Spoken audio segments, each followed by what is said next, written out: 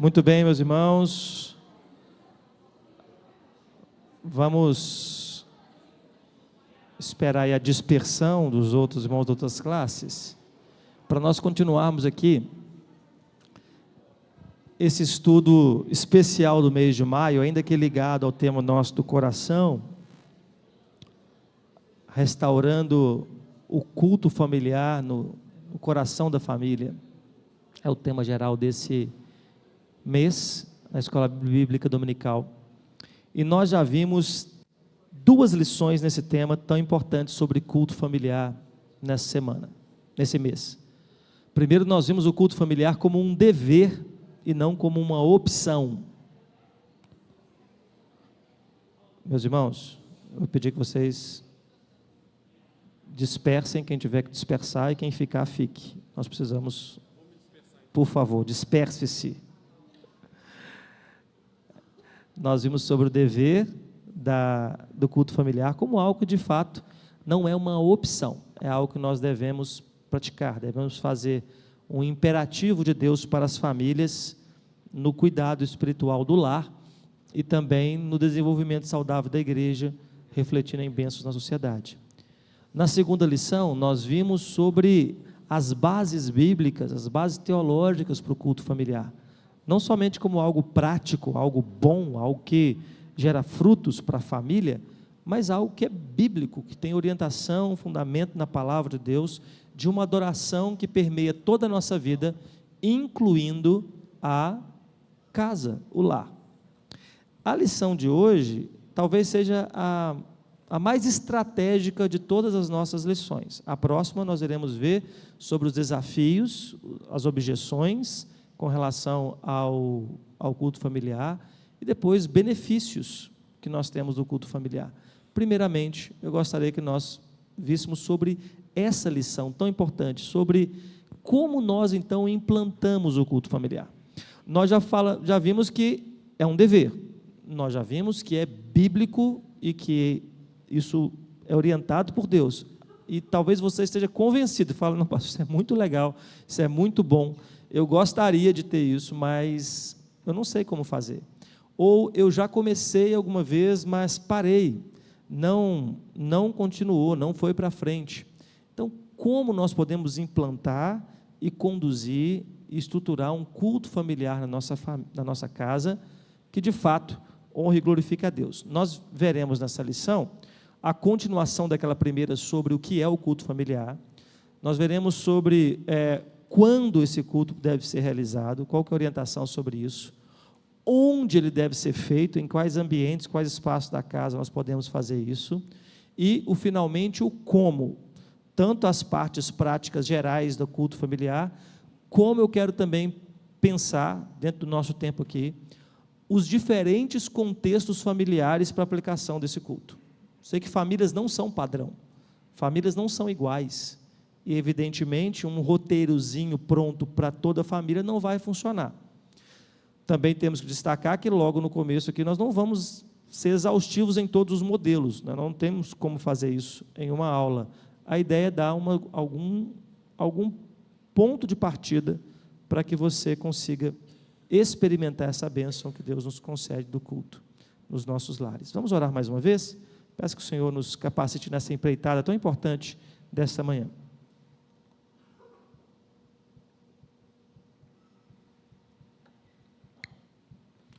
Deus bendito, nós te agradecemos, te bendizemos por esse tempo que nós temos agora separado, Deus precioso, para meditarmos sobre esse assunto tão importante. Que nós possamos, ó Deus, à luz da tua palavra, compreendermos todos os detalhes, ó Pai, desse chamado do Senhor para as nossas famílias. E ao compreendê-los, Deus, possamos sair daqui dispostos a aplicá-los com verdade, com disposição, com perseverança, no nome santo do Senhor Jesus. Amém. Então, o projeto do construtor para o lar. Qual que é o plano de Deus para as nossas famílias espiritualmente? Como nós implantamos esse plano também nas nossas vidas? Primeiro desafio é nós equilibrarmos o cenário, equilibrarmos a nossa realidade. A prática do culto familiar é uma prática sustentável. Culto familiar real, ainda que imperfeito, mas diário, regular, acontecendo na nossa casa, é o que nós desejamos. Nós devemos evitar os extremos, tanto do idealismo, de uma abordagem que está além do alcance, até mesmo dos lares mais tementes. Às vezes há padrões que são estabelecidos que nós não vamos alcançar. Às vezes há um ideal de culto familiar, onde todo o cenário da casa está perfeitamente alinhado, onde tem uma biblioteca organizada na sala, onde tem instrumentos musicais e tudo. Às vezes isso não vai ser possível, pela realidade da família, pelo momento da família, pelas condições da família, pela rotina da família.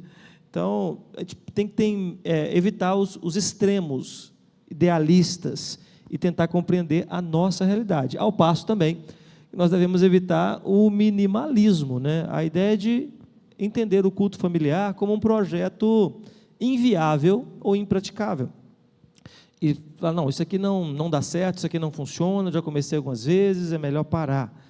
Se a sua casa tem uma necessidade física, se a sua casa tem uma necessidade estrutural, um problema hidráulico, um problema elétrico, ou um problema da estrutura física da casa, você pode até ignorar por um tempo, você pode até empurrar com a barriga, né?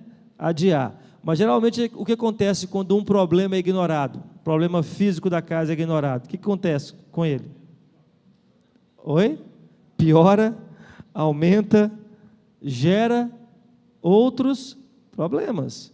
Um vazamento num cano que não é resolvido, gera uma infiltração, descasca a parede, destrói ali a estrutura física, enferruja as ferragens, isso vai escalonando, só vai aumentando.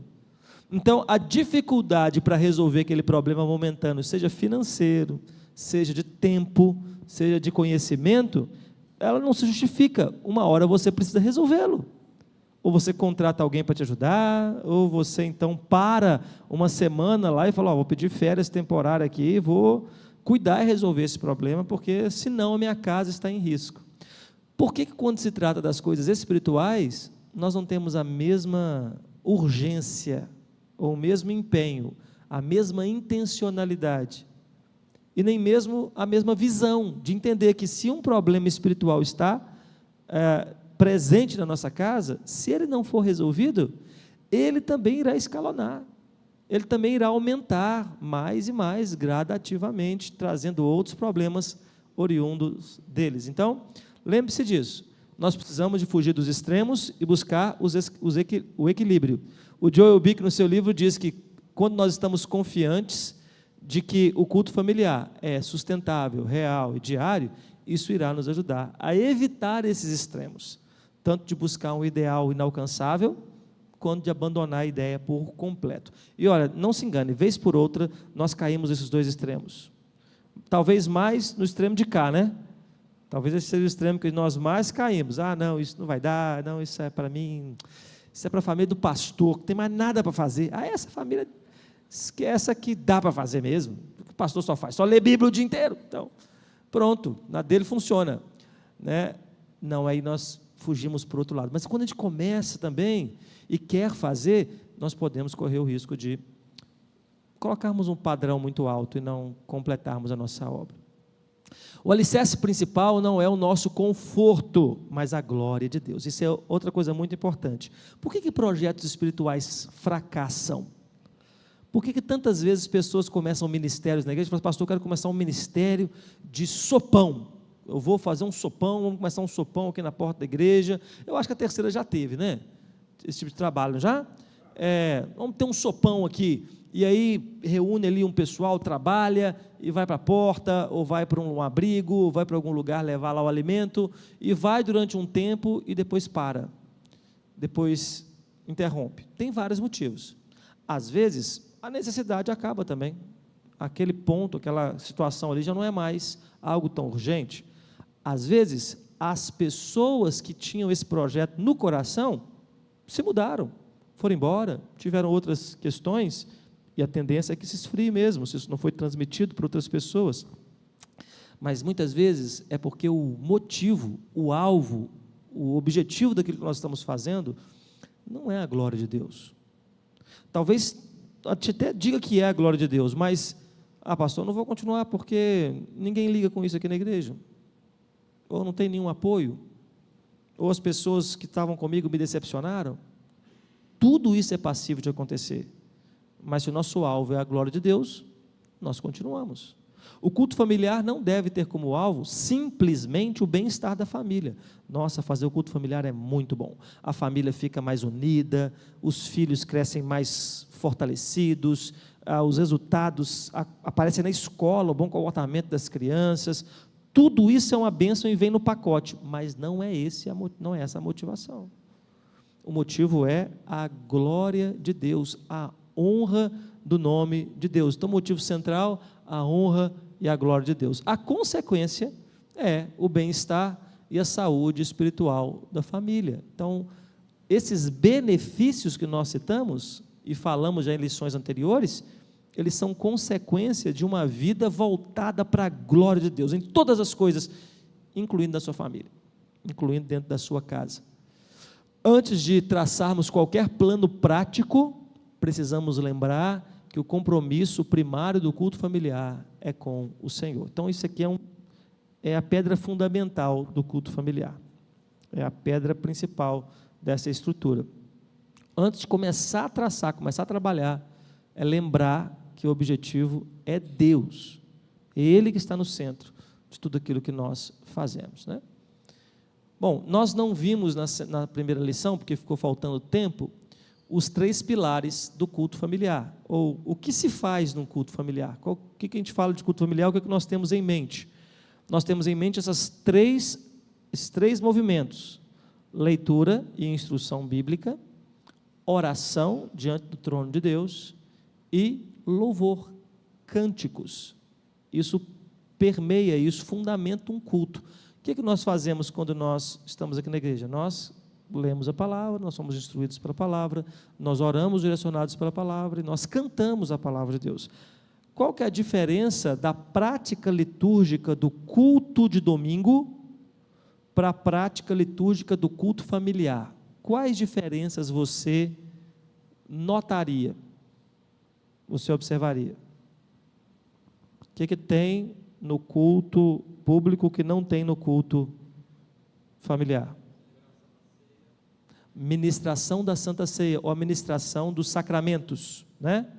No culto familiar nós não batizamos, no culto familiar nós não ministramos a ceia, ok? Não é uma prática do culto doméstico, regular. O que mais? Ofertório, bem que podia, né, os meninos aí começar, né? Passar uma caixinha lá, ó, para os filhos aqui, ó, trazer umas moedinhas.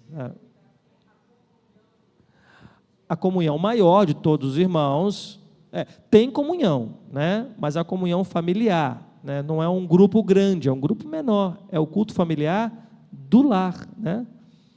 Não tem ofertório, não tem dízimos, não tem sacramentos, não tem grandes números, a menos que sua família seja, e hoje tem uma linha aí, né? De uma família mais crescente, acaba que dá quase uma congregação em algumas casas aí, e aí tem que arrumar banco, púlpito e tudo, que é uma benção também. Mas o que mais? É diferente. Oi? A formalidade, né?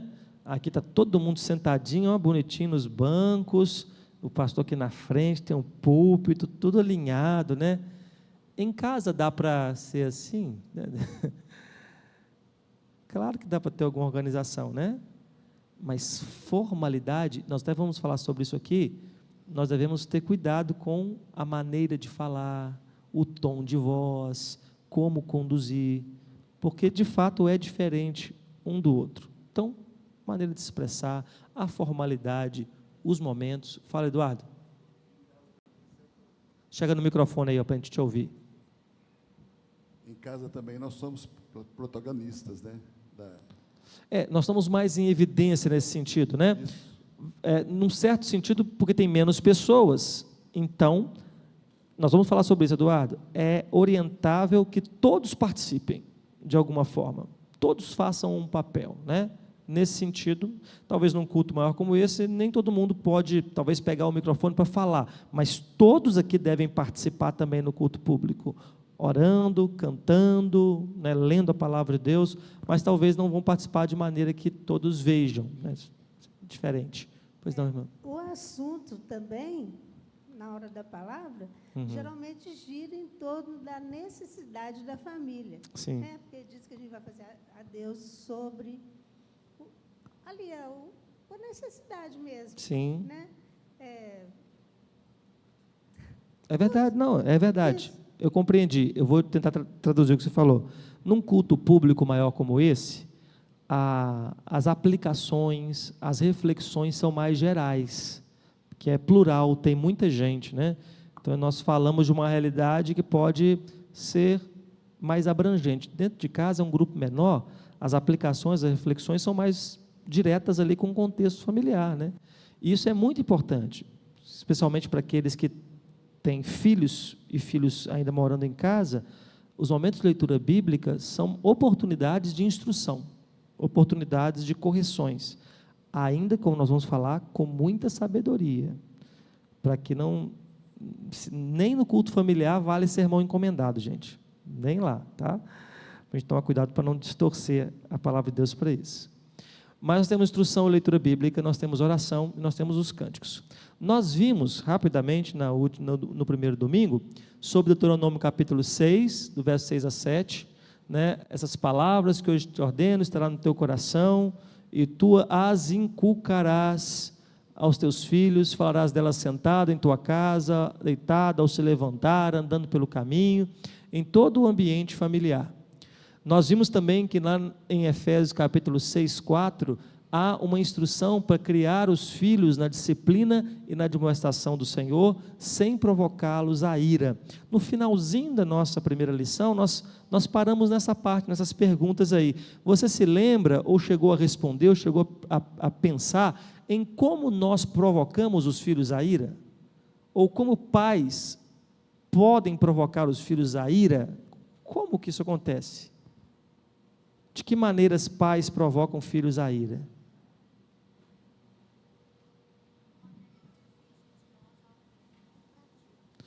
A Nauriceia falou uma coisa aqui, ó. Pais provocam os filhos à ira quando eles exigem dos filhos aquilo que eles não praticam. Isso causa ira nos filhos? Claro que causa. E aí quando você fala assim, pai, mas você faz isso, mas eu sou seu pai, menino, né? Hã? Eu que mando. Não é assim que funciona, né? Isso vai causando ira, porque ele está impotente ali. O pai pode quebrar as regras, eu não. O que mais provoca os filhos a ira? Tem muitas coisas. Pense. Os filhos agora podem falar também, pai.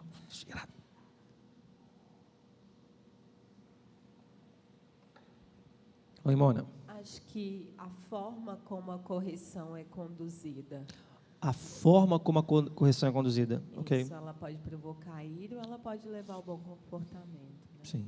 Então, eu citei aqui o David Tripp, no livro Pastoreando o Coração da Criança, que ele fala que o momento da correção não é a hora do pai ir à forra contra o filho.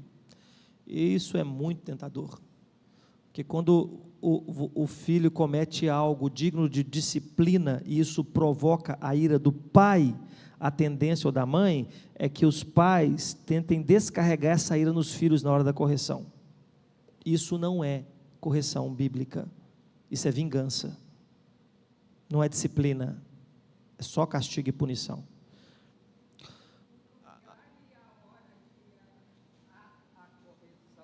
O lugar e a hora em que há correção, a dona Débora falou, isso é importantíssimo, na frente dos meus colegas, na frente de todo mundo.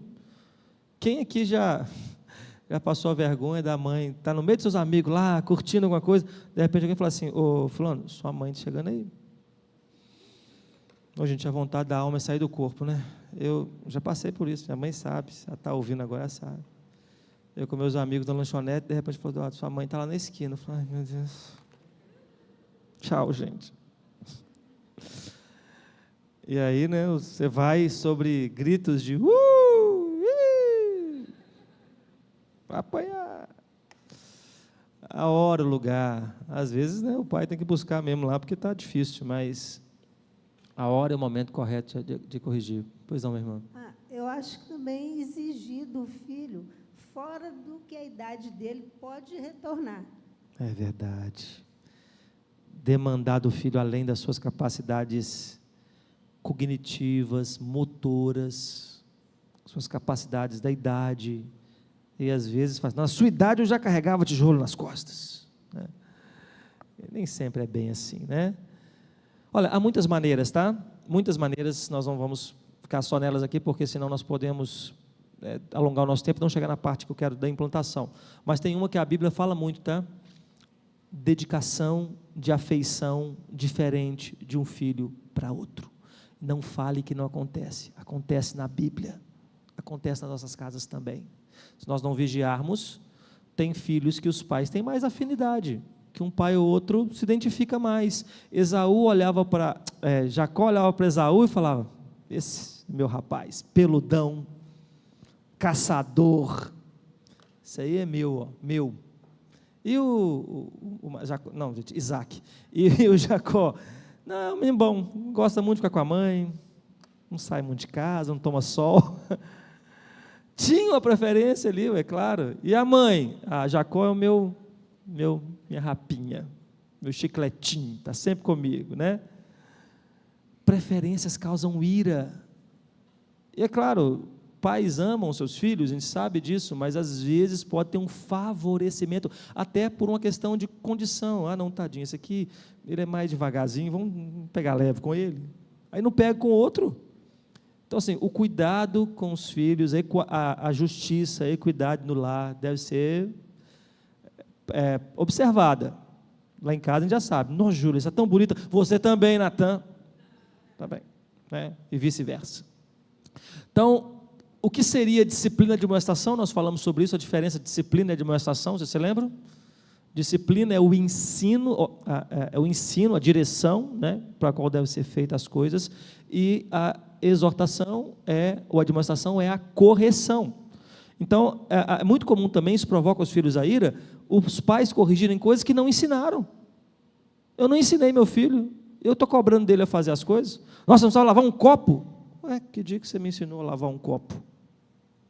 Escova os dentes direito, o senhor nunca me ensinou a escovar os dentes direito. Então, primeiro nós ensinamos, obrigado.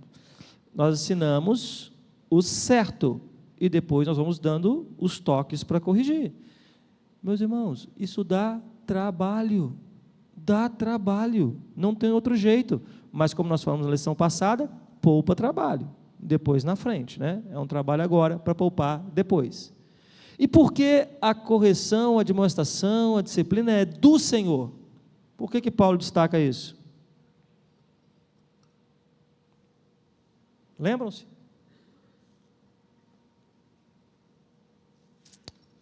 Porque não é minha, não é sua, porque não pertence aos pais, porque eu não acrescento à correção, à admoestação do Senhor aquilo que eu penso, aquilo que eu acho, aquilo que eu gosto. Não é na nossa justiça, não é na nossa ira, ela é do Senhor. Ou na nossa negligência. E esse é um argumento, mais uma vez, que o David Tripp usa no livro dele, Pastoreando o Coração da Criança. Ele diz assim, uma forma como a fala que ele usava para demonstrar, para corrigir os filhos, que eu uso com os meus também. Você já pecou diante do Senhor cometendo esse ato. Eu não posso pecar agora não te corrigindo. Deus demanda você fazer essa coisa que você não fez aqui. Agora Deus demanda de mim te corrigir. Então eu vou te corrigir. Isso traz uma noção de propósito no que está acontecendo, não somente de descarregar raiva e descontar em cima dos filhos, né? Então, quais são as diretrizes práticas para leitura bíblica em famílias? Então, leitura bíblica é o primeiro ponto, né? Como nós podemos fazer isso, ou como nós devemos fazer isso no culto familiar? Primeiro, tenha um plano definido. Evite escolhas aleatórias, use biografias, temas ou leitura sequencial. Tenha um plano. Escolha uma diretriz, assim, nós vamos ler no culto familiar o Evangelho de João. Pronto, durante um tempo lá em casa, nós todos estávamos na mesma leitura. Todo mundo estava lendo o mesmo livro, os mesmos capítulos. E aí, compartilhava todo mundo a mesma coisa. Tem um efeito muito legal, que nós vemos visões diferentes do mesmo texto, e é legal ver o que as crianças observam que a gente não observa quando tem crianças no ambiente. É muito, muito legal. Ou não, então assim, nós vamos ter um roteiro, o autor traz até algumas sugestões. Olha, eu achei essa interessante, não tinha pensado nisso. Nós vamos meditar nesse mês, no culto familiar aqui em casa, só em textos que falam de cenas noturnas na Bíblia. Uma cena aconteceu de noite. Nós vamos selecionar, vamos ler, vamos compartilhar. Vamos fazer, nós estamos em abril, vamos fazer aqui uma leitura no mês sobre a paixão de Cristo. Vamos ler os textos relacionados aqui à última semana de Jesus na terra, e vamos meditar sobre isso. Mas tem um plano.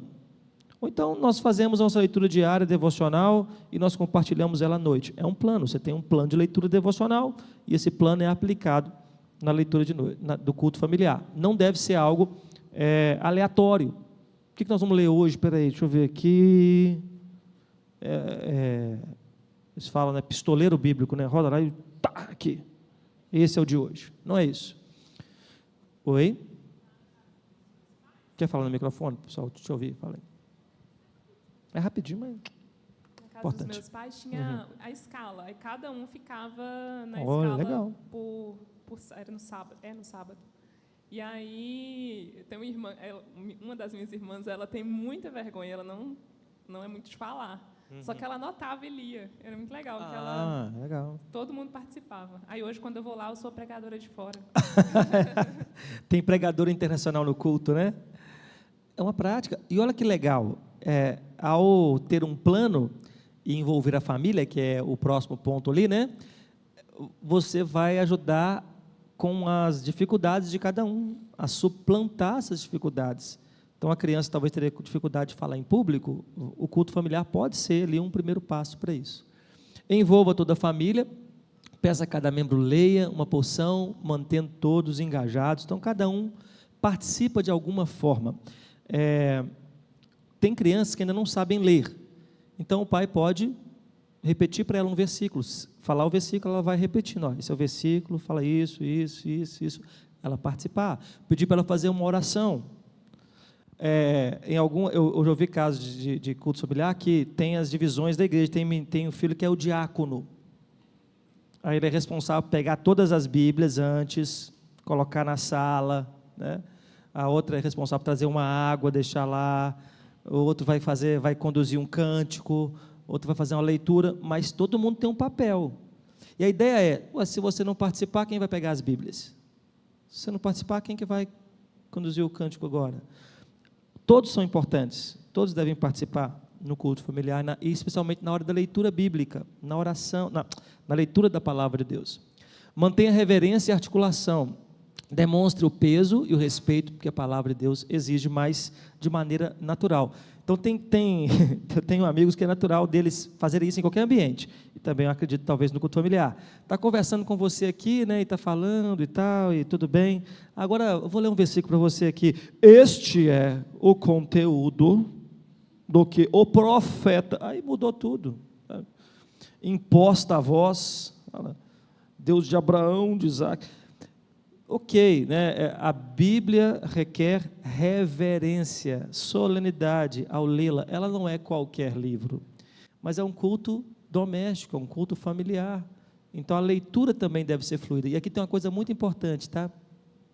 Ao fazer com que todos participem e ao ler de maneira fluida, natural, ainda que com reverência, nós estamos ensinando os membros da nossa família como ler a Bíblia. Às vezes, é vergonhoso a forma como cristãos de longa data, quando são pedidos para ler a Bíblia em público, leem. Às vezes é vergonhoso. O cristão lê, né, que lá no livro de Exodó. Exodó, meu irmão, que livro é esse? Pastor, é Gênesis, Exodó. Não seria Êxodo, irmão? Aí as palavras, né? Outrossim. O cara, claramente ele não está acostumado a ler aquilo ali. Claramente aquelas palavras são estranhas para ele. Então, a leitura bíblica, ela, nas versões mais tradicionais, ela não é fácil mesmo, são palavras diferentes do nosso cotidiano. Mas se a família for habituada a todos lerem no culto familiar, isso traz até fluidez na leitura bíblica, e isso também comunica, viu? Isso também é instrumento de adoração a Deus. Quando nós fazemos leituras bíblicas juntos na igreja, nós também estamos adorando a Deus com isso, né? Então, é algo importante, mantenha reverência e articulação. Incentive a leitura particular. O culto familiar não substitui a devoção individual. Então, se nós estamos lendo as Escrituras Sagradas à noite, ou de manhã, ou de tarde, ou no horário do culto familiar, e nós percebemos que alguns dos membros estão tendo dificuldade em ler, ou claramente não fez sua leitura diária daquele dia, é o momento de exortar. Pastor, você não leu sua Bíblia hoje, não? Hoje não. Então, leia amanhã, ou antes de dormir, ou então em algum momento do dia, separa um tempo e vá ler a sua Bíblia. Você precisa ler a sua Bíblia hoje. É assim que a família se pastoreia. O culto familiar ele tem esse efeito muito, muito interessante, né? Nós não temos a vida devocional para impressionar os outros, né? Mas o ambiente da comunidade nos ajuda a mantermos firmes. Então, eu estou lá no meu dia, na minha correria, eu falo, nossa, eu preciso ler a Bíblia aqui, eu preciso arrumar um tempo, porque de noite, no meu caso é à noite, tem o culto familiar, eu preciso ter algo para apresentar, eu preciso ter algo para poder, ou então vai ser vergonhoso, falar, hoje eu não consegui ler não, hoje eu não li a Bíblia, hoje não deu. E, cara, existem inúmeras situações que podem acontecer na sua vida, mas de maneira regular, o que se espera é que naquele momento do culto familiar, todos tenham lido as Escrituras Sagradas. Em algumas casas, fazem a leitura no culto do que meditou no dia anterior. Ok, também é possível, mas desde que a leitura regular, particular, aconteça. É um incentivo à vida devocional. O culto familiar é um incentivo para que todo membro da família tenha vida devocional. Outro elemento do culto familiar é a oração, é a cobertura que protege a casa. Thomas Brooks diz assim, uma família sem oração é como uma casa sem telhado, aberta e exposta às tempestades ao céu. É assim, uma casa sem telhado. Se a sua casa não tem oração, se a oração não é uma prática regular da família, a família está exposta, a família está sujeita a todas as intempéries. Oração comunitária espera dependência. O que a mesa testemunha sobre a sua família e o que ela falaria se ela pudesse falar? O Salmo 128:3 fala assim, os teus filhos, como rebentos da oliveira, a roda da tua mesa. A mesa, nós vamos ver aqui, às vezes é um ambiente de culto familiar. Agora, se a sua mesa pudesse falar, se quando você fosse trocar de mesa na sua casa, se for vender sua mesa, aí a sua mesa chega na outra casa, e aí a família senta e a mesa começa a falar, nossa, vocês são muito melhor que a outra família. A outra família, quando sentava na mesa, era só fofoca, falava mal da igreja todinha, naquela mesa era só briga, nervosismo, ofensa. O que a sua mesa falaria da sua família? Porque a mesa representa um lugar de rotina familiar, né? Um lugar de encontro familiar. E a oração é o que a família expressa, é o que a família coloca diante de Deus. Vamos ler Jeremias 10:25, alguém lê para mim, por favor, esse texto? Olha só o que diz essa passagem interessante aí das Escrituras.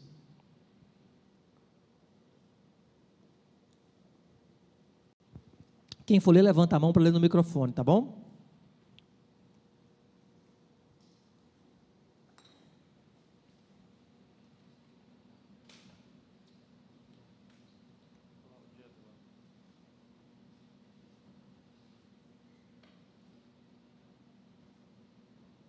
Jeremias 10:25. Isso. Derrama a tua indignação sobre as nações que não te conhecem e sobre os povos que não invocam o teu nome, porque devoraram a Jacó, devoraram-no, consumiram-no e assolaram a sua morada. Obrigado, Jed. Derrama sua ira sobre os povos que não invocam o seu nome. A palavra povos aí, ela também é traduzida por famílias, por lares. Famílias que não oram, famílias que não invocam o seu nome. Há uma orientação da palavra de Deus para que nós busquemos a Deus através da oração. E a oração é o mecanismo, é a ferramenta que a família tem para poder encontrar saúde espiritual, para poder colocar, como a nossa irmã falou ali, as questões da casa. Eu faço a pergunta, o que sua mesa testemunharia, porque eu comento isso lá em casa. A nossa mesa, ela está assim, ela é testemunha de várias respostas de oração. A nossa mesa ouviu as nossas orações, como aquela pedra foi testemunha lá diante de Samuel, né? Essa pedra ouviu todo o nosso juramento, ela é testemunha, e colocou ela lá. Nossa mesa é das coisas ruins também, das ofensas, dos momentos de nervosismo, das correrias, mas eu falo que eu olho para a minha mesa e falo, essa mesa já ouviu muita oração, essa mesa já viu resposta de oração, essa mesa, enquanto nós estávamos orando, a resposta chegou, essa mesa viu isso. Então nós sabemos que quando nós oramos, nós estamos criando dentro da nossa casa uma cultura de experiência com Deus. Hoje já é uma moça, já adulta, mas era na época uma menininha, lá na igreja presbiteriana Manaim, que a mãe me procurou e falou assim, olha, a minha filha está muito angustiada, porque ela estuda numa escola pública que é muito ruim, tem alunos muito complicados, aí lá é muito difícil mesmo, e ela tentou, a gente está tentando para ela entrar na escola, uma escola pública, mas uma escola melhor, fica no bairro tal, e ela está assim, falando disso todo dia, ela quer isso demais. Não tem como você conversar com ela, estou achando que ela está ficando muito ansiosa com essa espera. Eu fui visitar essa criança, devia ter ali uns 7, 8 anos de idade, uma menininha, e nós conversamos, eu li a Bíblia com ela, e nós fizemos juntos um propósito de oração por essa causa. E ela falou assim, pastor, posso fazer um jejum? Eu falei, pode, mas não sei o que sua mãe vai fazer com você, com o jejum, sua mãe vai fazer que você coma, minha filha. Então vamos pensar, se é um negócio que você come todo dia, que você gosta demais. Ela, bala. Eu falei, então vamos cortar bala. Que aí já abençoa, né, o dentista, todo mundo, quer dizer, o dentista nem tanto, o dentista quer que você chupa bala. Mas, sua mãe, né? E ela fez esse propósito mesmo, ficou sem chupar bala todo aquele período, e todo dia num horário lá, a gente orava, ela na casa dela, eu na minha casa. E aí quando ela recebeu a resposta, ela foi aceita nessa escola, isso criou nela uma memória de experiência, de oração e de resposta. Quer dizer que toda vez que ela orar e fizer jejum de bala, Deus vai dizer sim? Não. Mas ela teve a experiência de orar e ser respondida. As orações no culto familiar vão criando essas memórias no nosso lar, nossa família. Quantas vezes, né? A gente orava, né, meu bem? No outro dia, falou, a gente orou ontem, olha aqui, Deus já respondeu, e as crianças ouvem e veem, e falam, olha, Deus respondeu. O que as crianças vão querer fazer quando elas estiverem com a dificuldade pessoal? Elas vão orar. Elas sabem que Deus responde, elas viram isso várias vezes acontecer, dentro da nossa casa. Nós damos oportunidade, nós vemos as oportunidades nos problemas, nas dificuldades, nos desafios, de ver a ação de Deus real, palpável dentro da nossa família, através das orações no culto familiar. Então, orientações para oração no culto familiar, tá? Seja breve. A verdadeira instrução acontece de olhos abertos. Na hora de orar e falar assim, Deus, Senhor, que sabe dessas crianças que são indisciplinadas, essas crianças que respondem aos pais. Não, é hora de instruir, é de olho aberto. Oração, objetividade, brevidade. Seja simples. Evite superficialidade, mas não exija linguagem teológica complexa. Outra vez os extremos, né? Formalidade e reverência. Nós estamos em casa, mas é um ambiente também mais natural para nós. Não no extremo de ser desleixado. Então, eu já vi orações assim, tentando gerar uma intimidade com Deus que ela beira o desrespeito, né, do tratamento com Deus. Isso é outra coisa. Mas evitar e não exigir linguagens teológicas muito complexas de crianças, por exemplo, ou de pessoas que talvez façam uma oração mais simples ali na hora, porque isso não é o foco. Seja direto, apresente as suas necessidades a Deus, sem rodeios, sem ficar dando muita volta. Eu lembro que tinha uma vez, quando nós íamos orar, na hora do almoço, no seminário, eu morava no alojamento, aí todo mundo tinha que orar, na hora do almoço, não era crente, estava no seminário, tinha fila para pegar comida, então todo mundo tinha que orar. Aí tinha alguns que a gente falava, não, essa pessoa não, por favor. Aí quando esse seminarista ia orar, ele começava pedindo a bênção de Deus, desde a UCP, ele ia até o Supremo Concílio, e nós com fome lá esperando, assim, orar pelo almoço, orar pela comida, né? Também não é orar igual o filho do pastor fez no acampamento lá. Pediram para ele assim, ora aqui agradecendo o alimento, ele pegou o microfone e falou, obrigado, alimento. Aí não, também não, né? Seja solene e natural, fale com reverência, mas sem forçar a voz e o tom religioso. Varie os motivos, não ore exatamente pelas mesmas coisas todos os dias. Isso é um desafio com as crianças. As crianças, elas às vezes ficam na mesma coisa, né?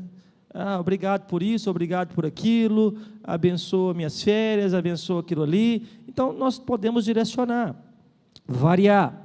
Orações de confissão de pecados, orações por questões familiares presentes no lar naquela semana, orações por questões familiares de outros parentes que estão longe, orações pelos missionários da igreja, orações pelos professores da escola bíblica dominical, orações pelo país, orações por coleguinhas da escola, variar os pedidos de oração, acrescentá-los. Fala, Gério. Pelas questões das próprias crianças, que às vezes elas nem estão lembrando também, né? Exatamente. Elas falam, elas expressam seus pedidos, às vezes de maneira surpreendente, tem coisas que elas pedem que a gente nem imaginaria que elas iam pedir. Às vezes as crianças têm tendência a serem mais repetitivas, aí nós podemos auxiliá-las. Então, o momento da oração, ele pode ser mais diversificado. Fala, Keila. Nós vamos citar ele aqui na frente, desculpa, não é tão rápido, né? O som, a velocidade do som é mais rápida que a velocidade das pernas. A Keila perguntou sobre o calendário litúrgico, tá? Nós vamos citá-lo aqui na frente também. Louvor, aqui eu vou ser mais rápido, tá bom? Para a gente ir para a parte mais prática aqui. Louvor estabelece a harmonia do ambiente. Na casa, na tenda do justo, a voz de júbilo.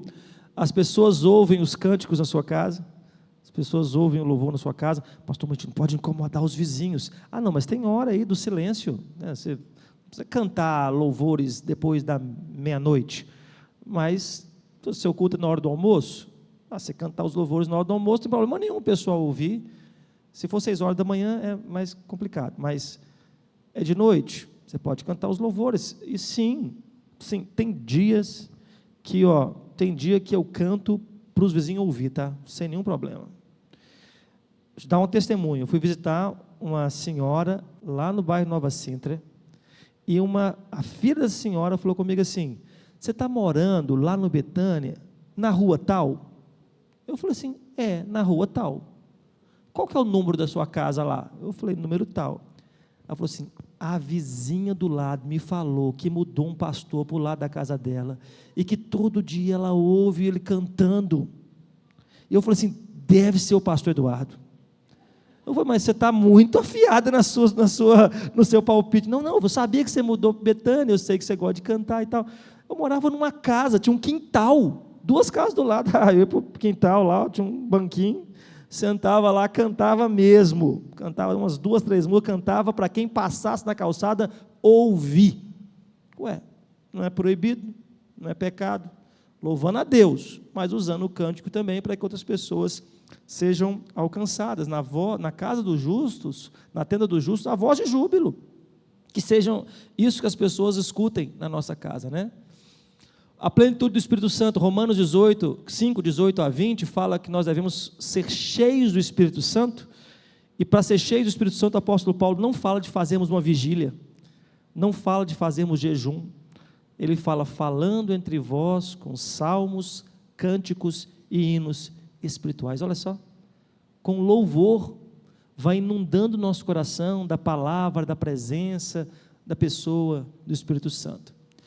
Que benefícios emocionais e espirituais os cânticos agregam ao nosso lar? Qual que é a vantagem de cantar nos nossos cultos familiares? O que você diria? Quais são os benefícios da música, do louvor especificamente? Marcelo? A música, historicamente, ela é uma maneira fácil de você decorar verdades e histórias, né? É igual você guarda melhor aquilo que é rimado. Tanto que as histórias gigantes antigamente eram poetizadas para serem decoradas, né? Sim. A memorização, então a música ajuda na memorização.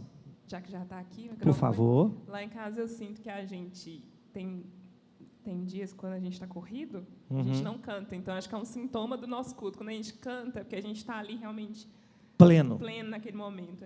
É verdade.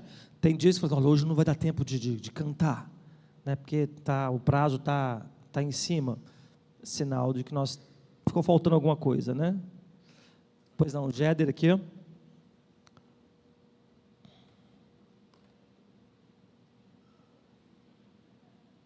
Eu acho que quando a gente canta, por mais que seja uma música agitada, Uhum. a gente se acalma.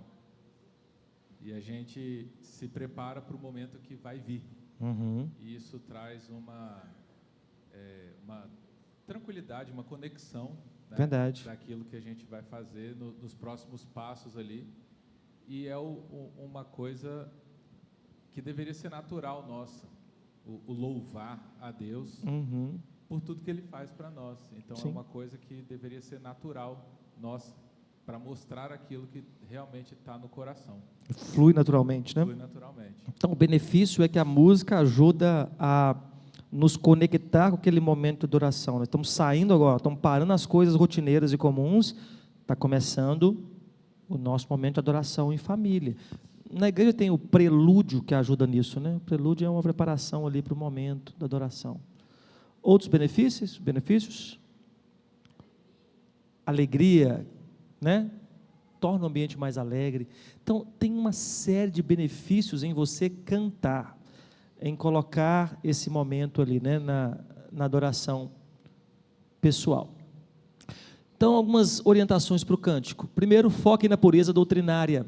A letra importa mais do que o arranjo. Escolha músicas que ensinem verdades bíblicas. Então, é uma forma até de alinhar teologicamente a família, né? E é que interessante, às vezes a gente canta algumas músicas que as crianças fazem perguntas. Pai, mas na música a gente falou isso aqui, mas como é que é isso? A Bíblia não fala isso aqui? Então, às vezes, a música desperta a curiosidade e uma oportunidade para o ensino também. Mas o foco, assim como no culto público, é a pureza doutrinária, é que a Bíblia reflita uma teologia bíblica e ela seja mais clara do que cause confusão.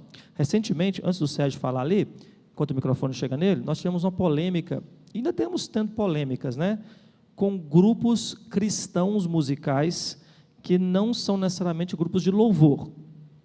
E aí criam músicas supostamente cristãs, mas que a letra traz um pouco de confusão. E aí você fica naquela dúvida, né? Tá, se o propósito não é ser uma música para cantar na igreja, não ser adoração, ok, é uma peça artística, né? Se nela não há nenhum erro teológico, sem nenhum problema. O problema é quando nós queremos trazer isso para o contexto do culto. E aí tem músicas que nós cantamos que nós ficamos tentando tentar entender o que ela quer dizer.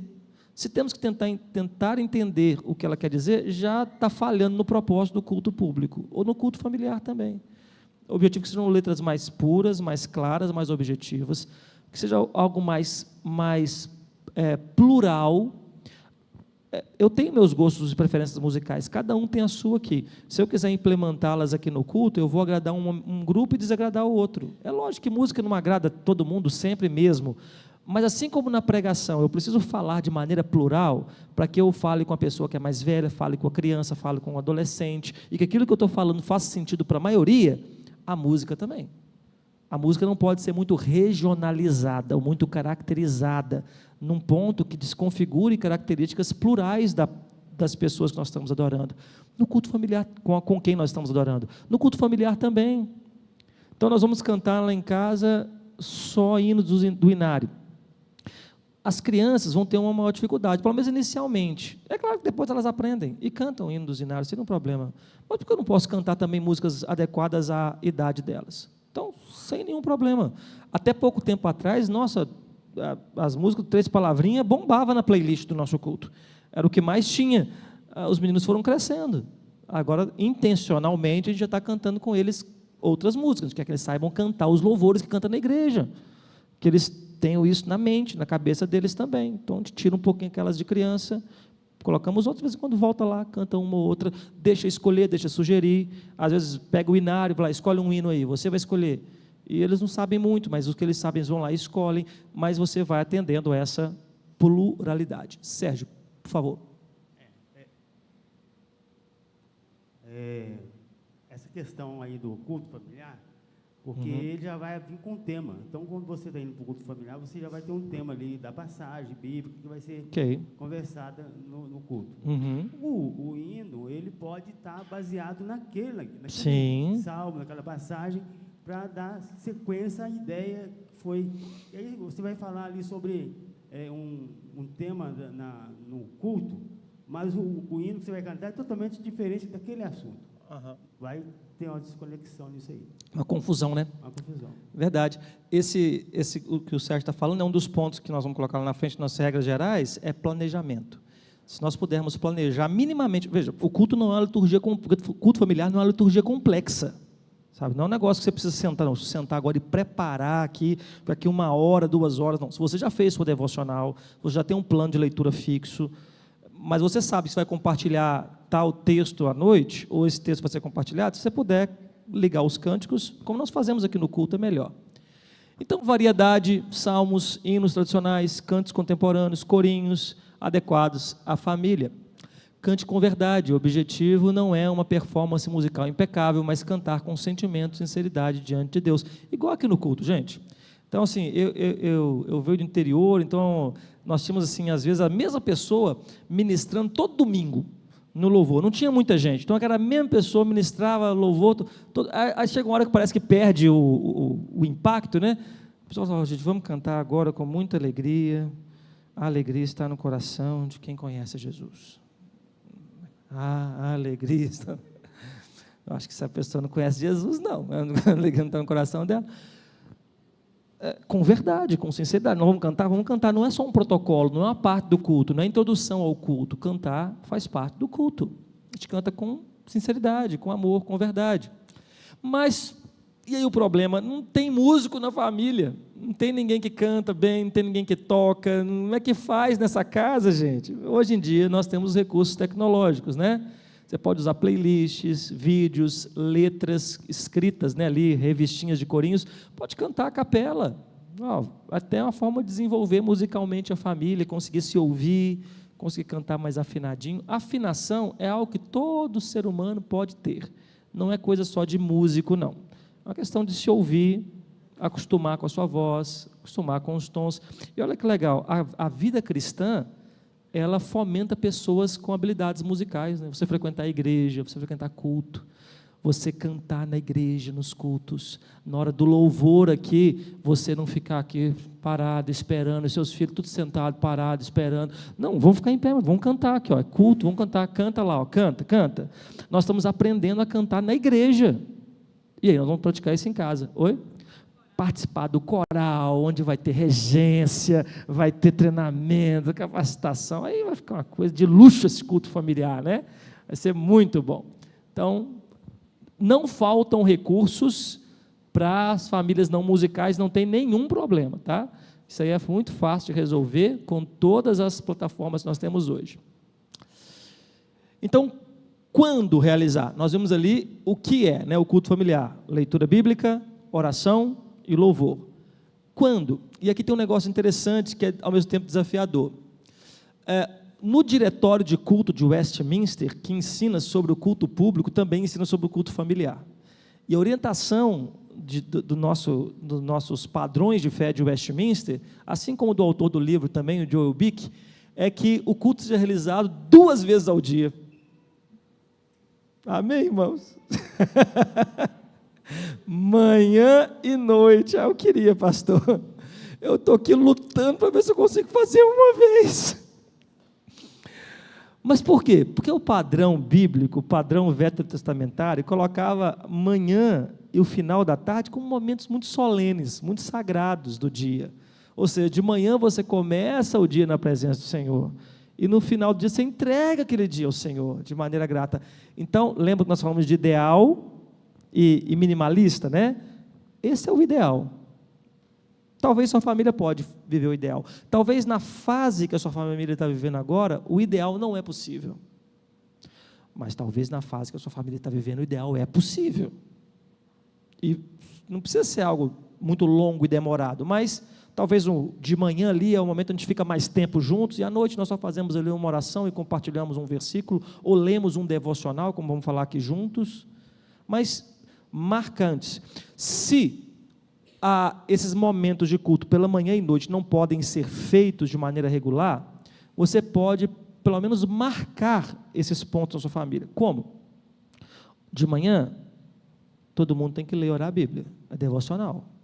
Nós estamos começando nosso dia diante de Deus, individualmente cada um, ok. E aí, à noite, quando nós chegarmos, fazemos nosso culto familiar, ok. Marcamos esse momento, manhã e noite. Ou não, lá em casa, melhor é de manhã, que todo mundo sai correndo para o seu dia, então a gente reúne no café da manhã, compartilha a leitura do dia anterior, canta louvores e saímos já com o culto familiar feito. À noite, na hora de dormir, vamos orar aqui com os filhos, vamos orar aqui com a esposa, vamos ler aqui um devocionário, vamos orar e pronto. Finalizou o momento ali. Para marcar esses momentos é importante para que nós saibamos do valor deles, né? A prioridade é diária. Tudo bem, eu não consigo fazer 2 vezes por dia, é um grande desafio, mas eu devo me esforçar para que o culto familiar se torne uma prática diária na minha vida. E aí eu vou ouvir, como eu já ouvi, já acompanhei famílias no processo da instalação do culto familiar. Pastor, lá em casa é difícil, nós não conseguimos fazer todo dia, lá em casa o ideal seria 1 vez por semana. Como nós falamos aqui na aula anterior, começar com 1 vez por semana é melhor do que não ter nada. Mas é bom ter em mente que o culto familiar, 1 vez por semana, é um protótipo, é um start. O objetivo é que ele seja diário. Por que Mateus 6,33 diz? Buscai, pois, em primeiro lugar, o seu reino e a sua justiça, e todas estas coisas vos serão acrescentadas. Então, assim, por que o culto familiar não cabe no seu dia? Porque tem outras prioridades. Assim, não é algo demorado, não é algo longo, não é igual um culto de domingo à noite. Nós conseguimos fazer isso. Nós vamos falar sobre realidades diferentes aqui no final, mas no geral, toda família consegue alguns momentos do dia para adorar a Deus juntos. Então, a prioridade é que seja diário, mesmo que a rotina intensa, mesmo que o momento com Deus não pode ser negligenciado. Encontre a brecha. E a realidade atual é preciso iniciar de acordo com a realidade da sua família, para que se torne um hábito saudável. Então, começa com a realidade. A realidade agora é 1 vez por semana. Então, vamos fazer um plano? Nós vamos fazer 1 mês, 1 vez por semana. Aí, no outro mês, nós aumentamos para 2 vezes. No outro mês para 3, no outro mês para 4. É um planejamento progressivo.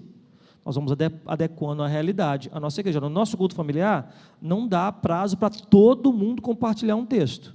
Então, vai ser um no dia, outro no outro membro da família no outro, e assim por diante. Nós vamos adequar a nossa realidade, mas para que isso se torne algo constante, ao ponto de que os membros da família falam assim, ué, não vamos ter culto hoje não? Já ficou uma coisa rotineira, comum. Rotineira no bom sentido, né? Não de ser só religiosa, né, e metódica, mas que seja algo que nós aguardemos e esperamos por isso. Então, esse é o quando. O onde também é bem rápido. Qual que é o melhor lugar para fazer o culto familiar? Olha, depende do cenário, da realidade, da vivência da sua casa. Nós temos aí 3 sugestões de locais. Agora, veja, o local é importante, tá? Assim como a sua devocional pessoal, o local também é importante. Eu conheço uma enormidade de gente que o local da devocional deles é o banheiro. A casa é cheia, tem muita gente, apartamento é apertado. Pastor, eu entro lá no meu banheiro, fecho a porta lá, aí eu consigo ler e orar e fazer meu momento ali com Deus, porque os outros ambientes da casa estão sempre permeados de gente. Eu sou esse, eu preciso de silêncio, eu preciso de concentração, foco, preciso de método, senão minha devocional não funciona. Se você é assim também, então você precisa de um lugar. Mas o lugar se torna para você um ambiente que inspira adoração. Às vezes você está com a vida agitada, você entra aqui dentro, você senta nesse banco, e ao estar aqui, você já começa o culto nem começou, mas sua mente já começa a pensar nas coisas de Deus, porque esse ambiente já se tornou para você um ambiente ligado à adoração. Não tem nada de mágico nessas paredes, nesse lugar aqui, muito menos aqui, né? Você sabe disso. Mas aqui para nós já torna esse lugar de reverência, adoração, porque você já acostumou. Quando você tem um local para o culto familiar, aquele local também começa a se tornar assim, já um ambiente que te inspira a pensar em Deus e buscar a Deus no seu dia. Então, tem algumas vantagens. Por exemplo, na mesa, né, na sala de jantar, local propício para concentração e diálogo olho no olho. Então, olha, durante muitos anos, nosso culto foi na mesa, porque o Natan, a Júlia, estavam no bebê conforto ainda. Então, eu colocava na cadeirinha ali, ficava quietinho, dava um papelzinho para o outro maiorzinho desenhar, na mesa, a gente tomava nosso café e cantava e lia um texto. Teve uma fase que nós liberávamos as crianças depois de uma oração, lia um texto, memorizava um versículo, liberava as crianças e ficávamos, eu e a Vanessa, continuando ali em alguns momentos ainda, porque era mais fácil para a gente se concentrar. Depois elas participaram completamente do culto, mas durante muito tempo a mesa foi o local, porque as crianças eram muito agitadas e fazê-las ficar sentadas na mesa ajudava o culto a ter foco. Na sala era um tumulto, eles levantavam, rolavam, caíam do sofá, e toda hora interrompia, e isso me matava, não conseguia. Então, se a mesa, se você precisa de foco, a mesa talvez seja o local melhor. O sofá, né, a sala, é um local propício para o aproveitamento pleno do tempo e do conforto da família. Então, quando você já tem uma situação onde é mais controlável, a sala, tem gente sentada no sofá, numa cadeira, é mais espaçado, o ambiente é mais amplo, você tem prazo para falar, para discursar um pouco mais sobre o texto, para discorrer mais sobre o texto, para cantar ali umas músicas a mais, talvez seja o ambiente mais adequado quando já está nessa fase.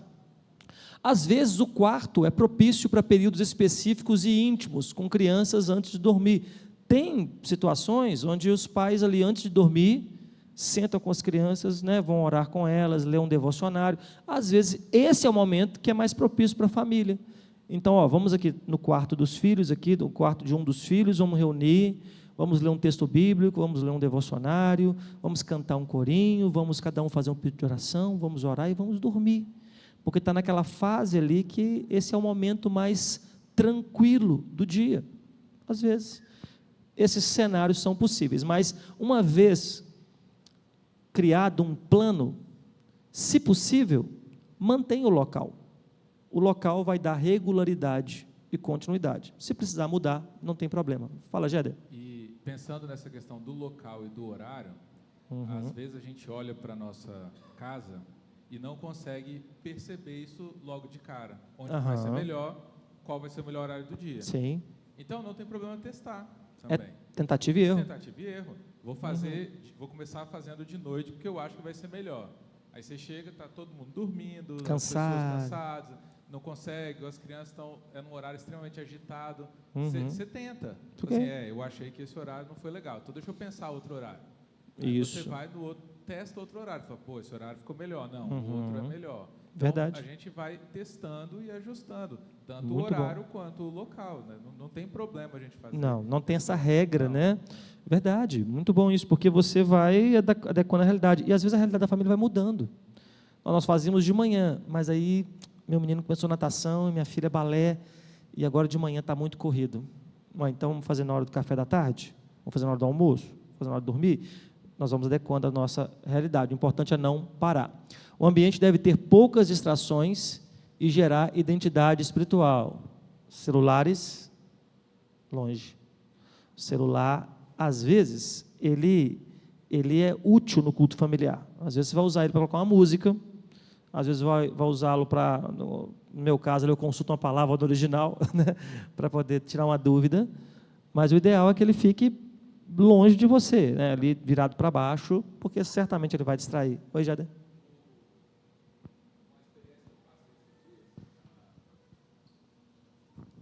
Uma experiência que eu passei esses dias, eu estava lendo a Bíblia no telefone, no celular.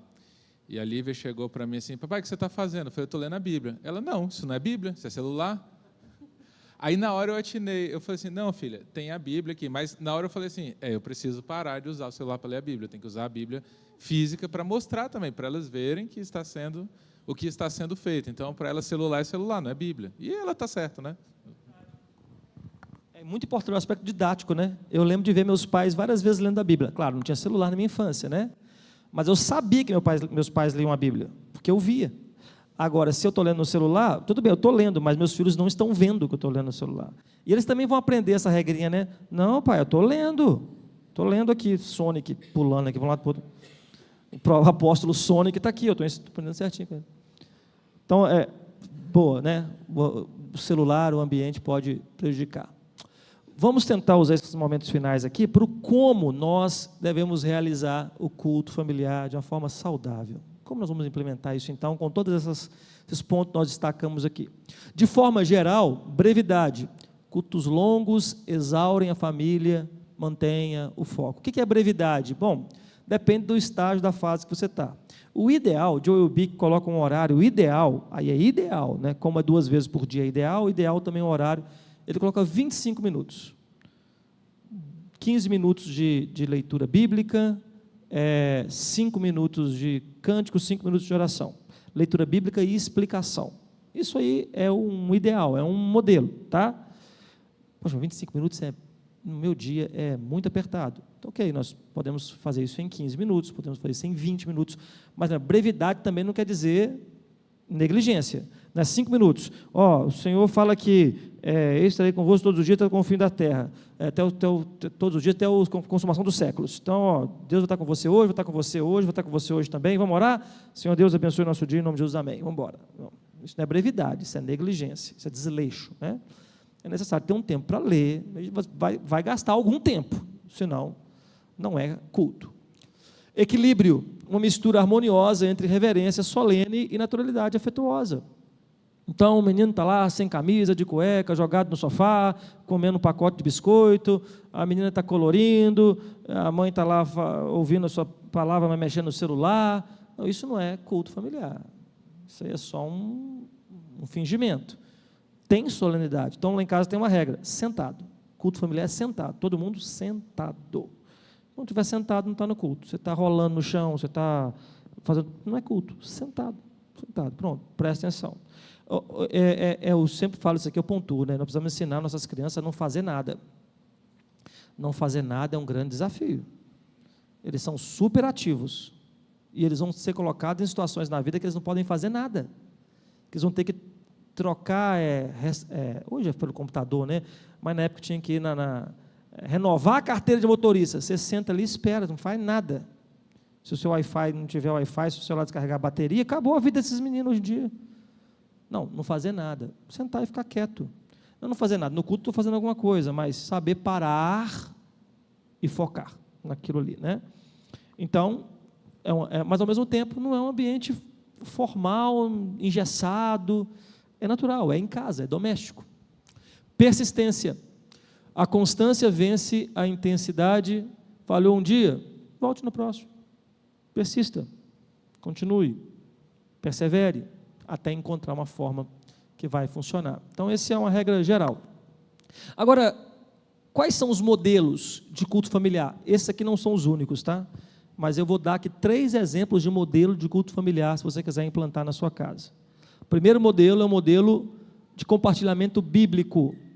Todos leem suas devocionais individualmente, se reúnem para compartilhar destaques, reflexões e questionamentos. Esse é o modelo que hoje eu uso na minha casa, porque as crianças já estão na idade alfabetizada, elas conseguem ler, então, se elas conseguem ler, elas podem ler a Bíblia todo dia.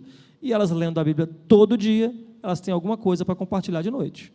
Então, chegou no culto à noite, o que você leu hoje? Hoje eu li Êxodo, capítulo tal. O que você marcou? Marquei nada, pai, não entendi nada. Então, peraí, por que na hora que você não estava fazendo, você não me chamou? Porque eu te mostrar aqui, você não está vendo esse detalhe aqui, você não está observando o que está acontecendo em volta, você é a oportunidade de ensinar. Ou então vem com um monte de dúvidas. Natan tem muitas dúvidas de palavra. Pai, o que significa isso? Pai, o que significa aquilo? Ok, vou falar para ele as palavras. Dá um pincelzinho, vai marcar ali o que achou mais interessante. Eu ia colocar aqui, não deu tempo, nosso tempo seria muito curto, talvez também não o propósito, que é o culto familiar, não é o culto individual, a devocional pessoal. Eu já compartilhei algumas vezes aqui um modelo de devocional chamado PAPO. PAPO é palavra, aprendizado, prática e oração. É simples e fácil, qualquer pessoa pode fazer, inclusive uma criança. Então, a criança lê um capítulo no dia, anota um versículo que chamou mais atenção, palavra. Escreve um parágrafo do que ela aprendeu com aquele versículo. Aprendi que eu não devo falar palavrão, aprendi que eu não devo roubar, ok? Prática, o que eu devo fazer com isso que eu aprendi? Eu devo vigiar minha boca na hora do jogo de futebol. Não posso pegar as coisas sem pedir minha mãe. Ok? Oração, Senhor, me ajude a não fazer isso durante esse dia. Simples, né?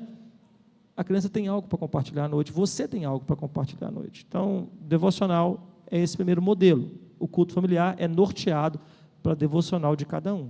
Ele tem dois benefícios.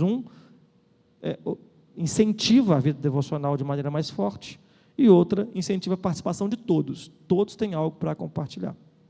Mas, às vezes, o ambiente da sua casa não está ainda com crianças alfabetizadas, ou então é um ambiente de pessoas recém-convertidas, não tem essa habilidade ainda de ler um texto, entender tão claramente, é algo desafiador por muitos sentidos.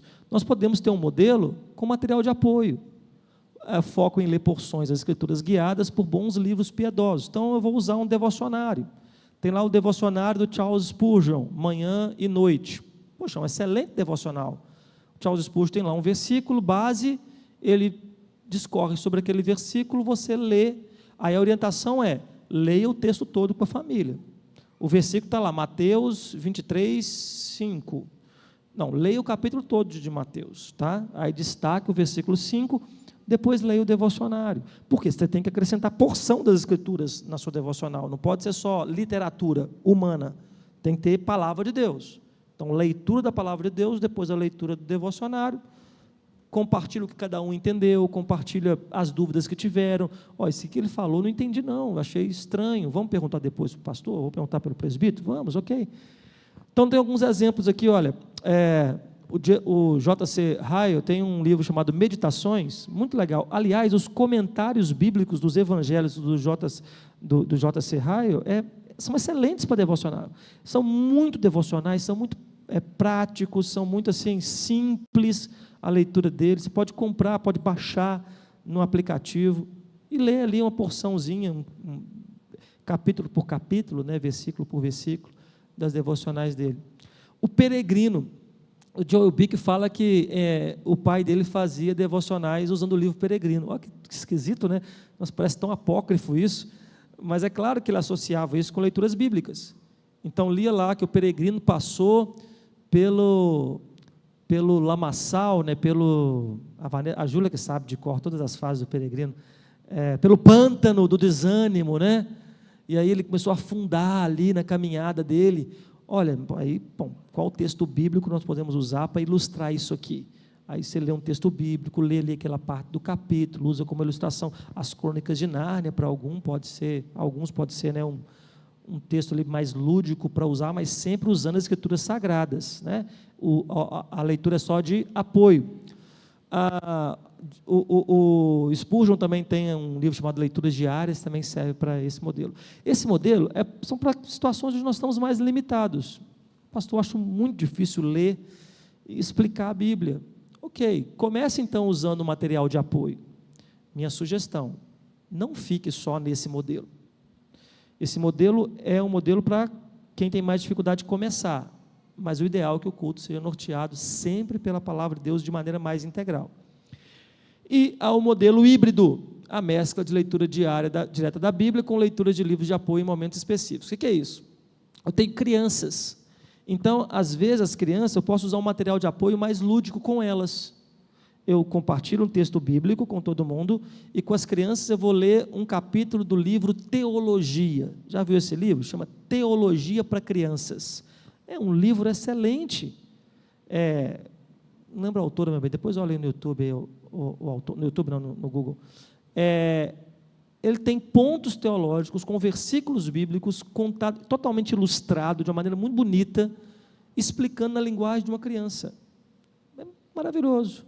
Pode usar esse material de apoio para o culto familiar. Olha, com as crianças aqui nós vamos ler esse aqui. Lemos com as crianças, cantamos, ok, oramos com ela, pronto. Pode mesclar, às vezes para casais, às vezes para questões específicas da família, livros que podem ser usados como material de apoio. Eu já vi famílias que usavam a revista da Escola Bíblica Dominical, porque as revistas de Escola Bíblica Dominical têm leituras diárias, já viu? Então, usava aquelas leituras diárias como material de apoio, para poder ler durante o dia, mesclando com leituras bíblicas. Por fim, eu queria falar sobre isso aqui, que eu acho muito importante. Como eu aplico isso à minha realidade? Como eu aplico isso ao meu contexto? Então, tem vários contextos de culto familiar. Fala, Mona. Não, é só retomando. Por favor. Eu não sei falar o nome da mulher, não, mas Teologia Conhecendo a Deus, Martin Skorfusky. Saúde. É da editora Pão Diário Kids. Isso. Olha. Aí no Amazon aparece. E eu queria te pedir para repetir o papo. Palavra, prática, oração. Palavra, aprendizado, prática e oração. Eu tenho isso no meu Instagram. Eu vou depois compartilhar com você os pontos. Se alguém quiser, depois me manda, tá bom? Na nossa agenda, se eu não me engano, tem o papo, não tem? Na agenda da igreja, tem o modelinho do papo lá, para nós usarmos as páginas diariamente para fazermos as nossas devocionais. Então, vamos pensar assim, a sua família é um casal recém-casado, ou casais ainda sem filhos. Qual que é o foco principal? O foco principal é criar a rotina inicial e solidificar o hábito. Porque, pastor, mas é só eu e minha esposa, é culto familiar só nós dois, às vezes é meio sem graça, a gente fica lá um olhando para a cara do outro e compartilhar lá o que a gente leu. Tem muitos casais que ficam constrangidos em orar juntos, em ler a Bíblia juntos, em ministrar um para o outro. Dica para os jovens solteiros: o namoro também serve para isso, para criar hábitos espirituais com seu futuro cônjuge. Então, se você encontra semanalmente com seu namorado, com a sua namorada, ou vai se encontrar quando você os tiver, Jesus te abençoe. Fala com ele assim: para namorar comigo, queridão, nós temos que separar um momento do nosso encontro para ler a Bíblia e orar. Se ele não quiser, você já sabe a resposta, né? Já sabe o que você está querendo para a sua vida no futuro. Se ela não gosta, acha chato, você já sabe, né, quais são as prioridades para você no futuro. Aí você faz suas escolhas aí. Já tem um bom aferidor para saber se é bom para casar ou se não é. Começa no namoro. Mas a sua família são casais jovens. Nós não fizemos isso no namoro, pastor. Então agora é a hora. Separe um horário. Você tem todo o horário do dia.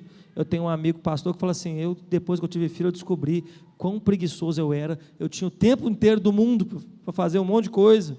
Agora não tem mais. Então aproveite, crie rotina, inicie, solidifique o hábito. Use uma boa literatura auxiliar para edificar o casamento, para preparar para a chegada dos filhos. Olha que legal. Você está jovem casal? Pega um livro sobre casamento. Tem vários. Vamos ler todo dia aqui um capítulo, e aí no culto nosso à noite, nós lemos um texto e compartilhamos o que aprendemos do capítulo. Né? Ou na semana, durante a semana, fica com um capítulo durante a semana e vai lendo devagarzinho, né? Ler um capítulo por dia pode ser pesado para algumas pessoas, mas durante a semana vamos compartilhar o que nós estamos lendo nesse capítulo aqui. E o culto familiar vai servindo como plataforma para você fortalecer seu casamento. Nós estamos pensando em ter filhos. Vamos ler bons livros sobre criação de filhos. Tem um livro do John MacArthur chamado Christian Parents Successful, ou Successful Christian Parents, Paternidade Cristã Bem-Sucedida. A tradução em português, o nome não tem nada a ver com isso. Filhos brilhantes, filhos exuberantes, essas coisas assim. Nossa, que livro bom, nós lemos antes da Júlia chegar. Que livro bom para ajudar você a educar seus filhos na fé. Nossa, te dá muitas instruções, clareia muita coisa na sua cabeça, tira muitos pesos do nosso coração e nos ajuda. De repente, é casal, não tem filhos, quer estabelecer o culto familiar? Crie rotina, crie hábito, use materiais de apoio para preparar para as próximas fases. Ou então você é uma família com crianças e às vezes esse é o argumento para não se ter culto familiar. Pastor, nós temos criança, não dá para fazer, é um tumulto, é um caos, um bebezinho golfando no bebê conforto, e a gente começa a ler a Bíblia, começa a chorar. Mas se você não fizer no caos, se você não começar no caos, você não vai começar nunca. Porque cada fase vai ter o seu problema.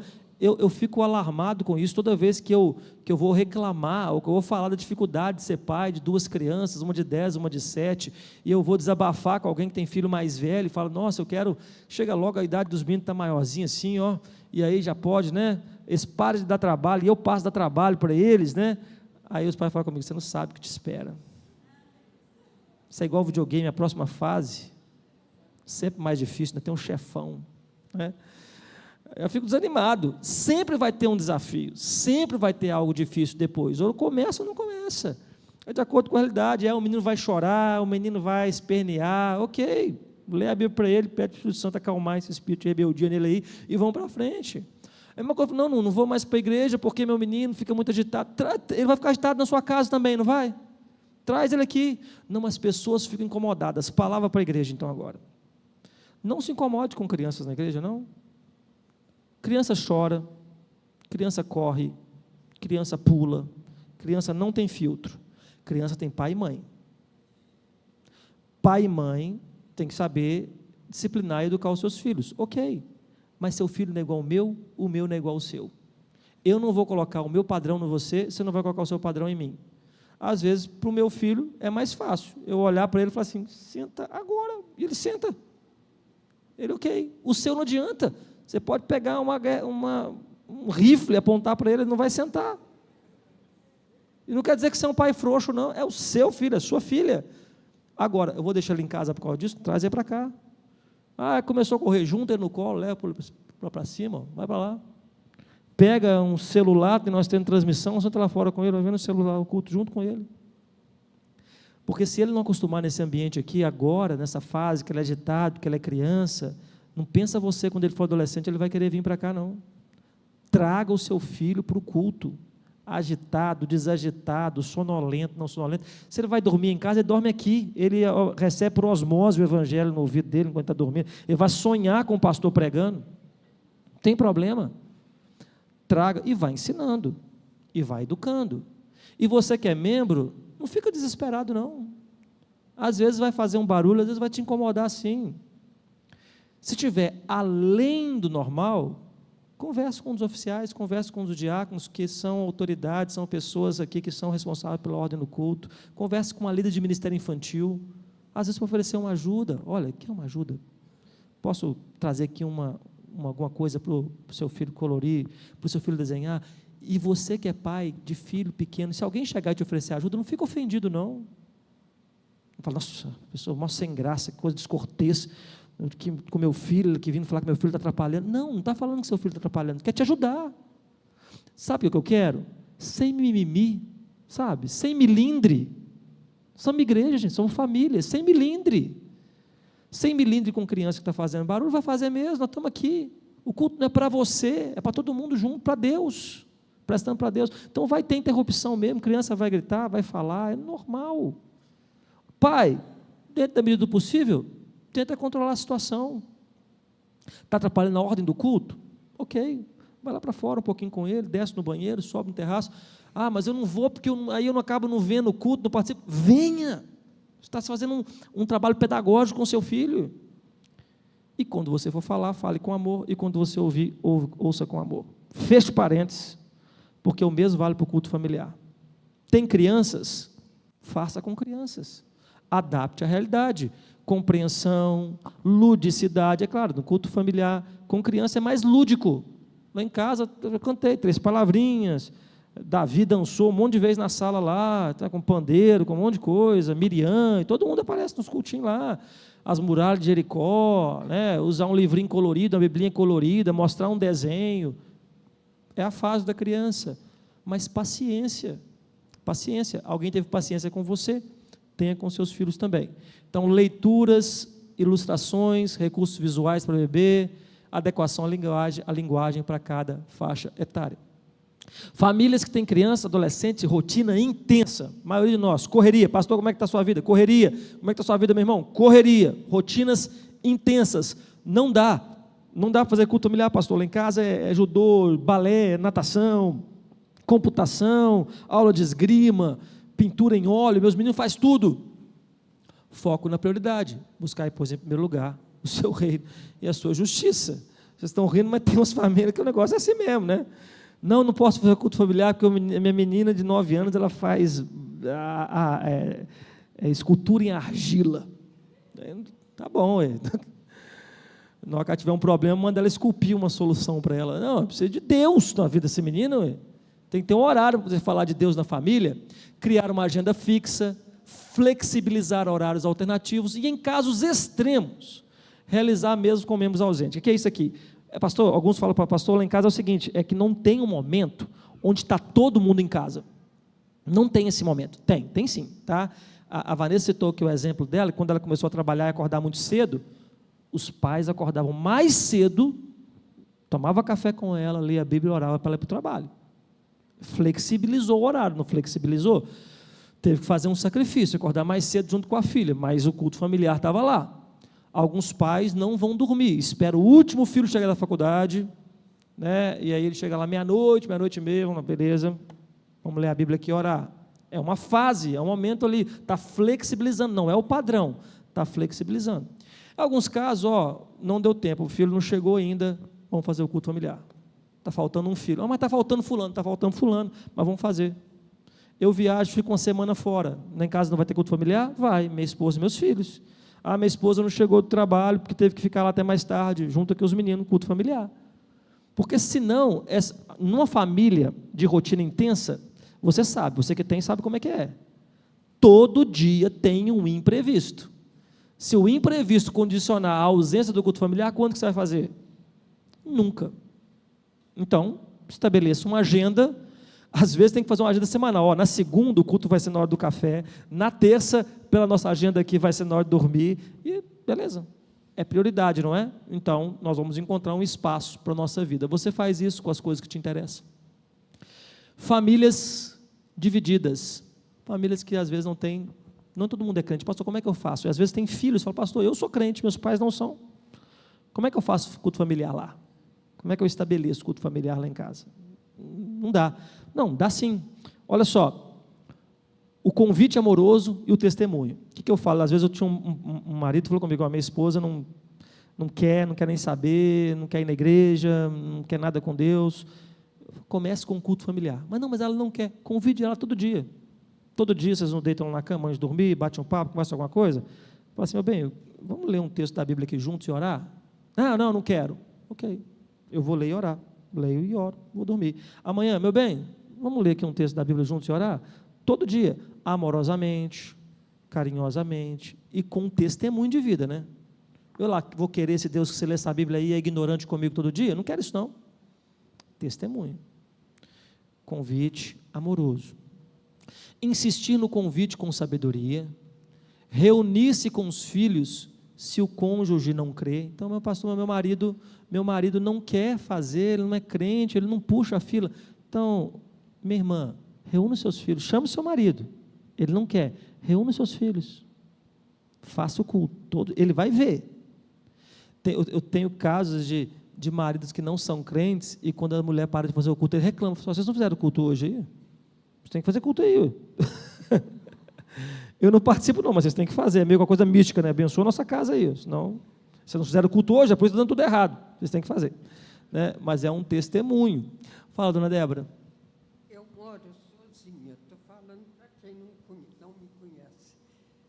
Uma moça morou comigo e a primeira coisa que ela falou, porque a minha Bíblia estava em cima da mesa, ela falou assim, a primeira coisa que eu quero te falar é que eu não quero saber de Bíblia nem de oração. Ela falando comigo, na minha casa. Aí eu falei com ela, tudo bem, você você age de acordo com o que você acha que é bom. Porque na época eu precisava de companhia para me ajudar na despesa da casa. Sim. Então, o que eu fiz? Eu com a porta aberta, dentro do quarto, pegava a minha Bíblia, lia em voz alta, que eu falo muito alto. Então, não escuta quem não quer. Eu lia em voz alta, cantava, orava. Tinha dia que eu até chorava. E ela ouvia. E ela ouvindo, pois ela estava aí dentro de casa. Um dia, ela chegou perto de mim e falou assim: "Ô, Débora, me desculpa. Eu fui muito grossa com você. Fui muito ríspida. Me perdoa. Olha só, a palavra, né? Eu quero sentar com você e ler a Bíblia junto com você e orar." Uma transformação. Porque eu estava muito apavorada, com tanto problema, com tanta dificuldade. E foi através de uma oração sua que Deus me falou. Eu sei que foi Deus, porque não tem outra pessoa para ter falado. Pois é. Que eu deveria buscar estar isso. mais próxima com você. A palavra. Então, o testemunho é uma palavra que não volta vazia. Cabe em todo lugar. É verdade. É a palavra que é o martelo que esmiuça a penha. Então, os corações mais duros, né? Das crianças, de quem mora com a gente. Só para fechar aqui, esse é o nosso último slide. Então, se o cônjuge não quer, reúna os filhos. Se os filhos não querem, talvez estão naquela idade já da rebeldia, reúna com o marido, com a esposa e faça. Com um parênteses, tá?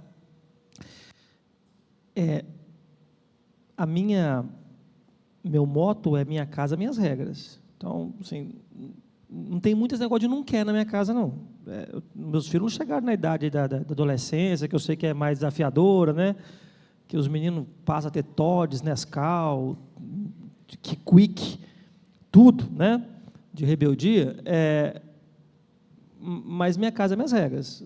Vai fazer o culto, vai ir na igreja. Né? Aquela questão, nós falamos no último culto, né? Tem um monte de crente, um monte de missionário, um monte de pastor que louva a Deus a mãe que obrigou a ir na igreja. Nós precisamos disso. Obrigue no médico, obrigue na escola, obrigue a tomar remédio. Como é que não vai também obrigar, no bom sentido, a participação no culto familiar? Mas, às vezes, um contexto onde os filhos não querem, não vão participar, e tem lá um cenário específico, junto os cônjuges faz, é um testemunho para que isso continue acontecendo. O que nós devemos lembrar? A prioridade é inegociável. Jesus não negociava a sua vida devocional, ele estava acima das outras urgências. As pessoas procuravam, Jesus falava, todo mundo está te procurando. Jesus estava lá orando. Isso era inegociável para ele. O efeito é direto, assim como a devoção de Cristo sustentava seu ministério, o culto doméstico sustenta a sua família. Assim como sua vida devocional particular tem efeito sobre você, eu já falei sobre isso. Tem gente que, se ficar sem comer, fica insuportável. Se você ficar sem sua vida devocional, seu humor, sua vida também muda. O culto familiar também tem esses efeitos sobre a casa. É diferente o lar quando nós estamos fazendo o culto familiar regularmente. É diferente. E a nossa esperança, nossas tentativas serão falhas, mas sem a graça de Jesus não há esperança para o nosso lar. Ele é quem edifica a casa. O projeto não precisa ser perfeito, precisa ser fiel. Comece hoje. Meus irmãos, desculpe o avançar da hora, mas eu precisava entregar esse plano de ação para vocês. Como implementar. Depois, se você quiser, eu posso disponibilizar esse PowerPoint. Mas aqui nós falamos de muitas possibilidades, nós tentamos abarcar o máximo de cenários possíveis para que você entenda assim, eu posso começar, eu posso voltar a fazer, eu posso ter um culto familiar na minha casa. Eu tenho certeza que as bênçãos serão experimentadas na sua família, na nossa igreja e em Belo Horizonte, onde você estiver. Vamos orar por isso? Depois, se você tiver alguma dúvida e quiser falar, pastor, eu quero fazer isso, mas eu tenho outras dúvidas que o senhor não falou aí, marca um bate-papo comigo. Próximos cultos, nós vamos falar sobre os benefícios e sobre as objeções ao culto familiar, tá bom? Talvez você pensou em alguma delas, nós vamos conversar sobre elas também. Vamos orar? Pai, muito obrigado, porque o Senhor nos dá todos os recursos para vivermos uma vida verdadeiramente abundante com o Senhor, pessoalmente, através da Tua Palavra, em família, através do culto familiar e da vida espiritual do lar, e através da Tua igreja, Pai. Nós possamos sair daqui com com um ânimo renovado, com a direção no nosso coração e com um compromisso, ó Deus, de adorarmos o Senhor em família e fortalecermos as nossas famílias em torno da palavra do Senhor, para vencermos as dificuldades do lar, para crescermos em espiritualidade, para sermos luz e sal onde o Senhor nos colocar. Leva-nos em paz para as nossas casas, abençoe nosso tempo de almoço agora, juntos em família, é o que te pedimos em nome de Jesus. Amém. Deus te abençoe.